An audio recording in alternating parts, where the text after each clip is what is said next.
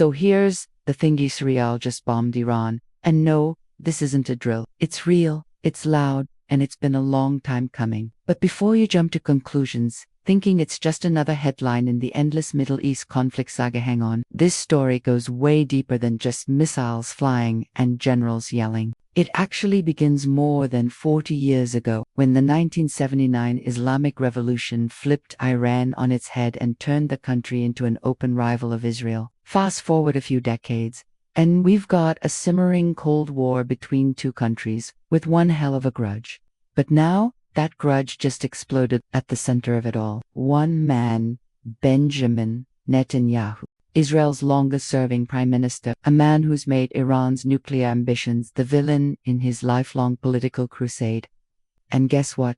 He finally pulled the trigger. But here's where it gets interesting. It's not even clear if Iran was really building nukes. Yep, seriously, US intelligence and the International Atomic Energy Agency both said there is no concrete evidence Iran is actively working on nuclear weapons. So, if there's no immediate threat, then why now? Well, timing is everything. Hezbollah, Iran's powerful ally in Lebanon, Trump already laid the groundwork by backing out of the Iran nuclear deal and handing Israel military support on a silver platter. The world, distracted by Ukraine, Taiwan, climate, inflation. Basically, the stage was set, and Bibi stepped right into the spotlight. But get this, it wasn't just nuclear sites that got hit. Israel also targeted media centers, top Iranian military figures, and key communications. That's not just a preventive strike. That's a statement, a loud one. And now, experts are wondering, is this really about nukes?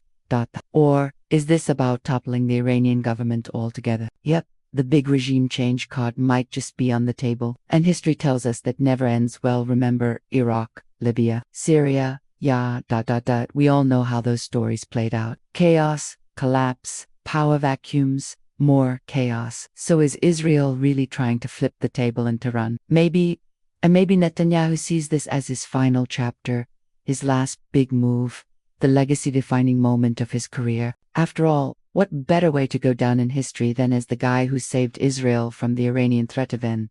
If the threat wasn't 100% clear. But of course, while all the political chess is happening at the top, guess who's paying the price? Regular people. The ones living in Tehran, in Tel Aviv, the moms, the students, the drivers, the bakers, the barbers. Sirens are going off, kids are crying, people are packing emergency bags and hoping today, isn't the day, a rocket falls on their home. And meanwhile, the world watches and wonders, is this really making us safer or just speeding up the chaos? One thing's for sure, this wasn't just a military operation. It was a calculated move, a power play, a warning shot. And now, we're all left asking the same question. Who actually benefits from this? Is this really about defense or politics wrapped in a military uniform? And if the goal is regime change, then what happens next?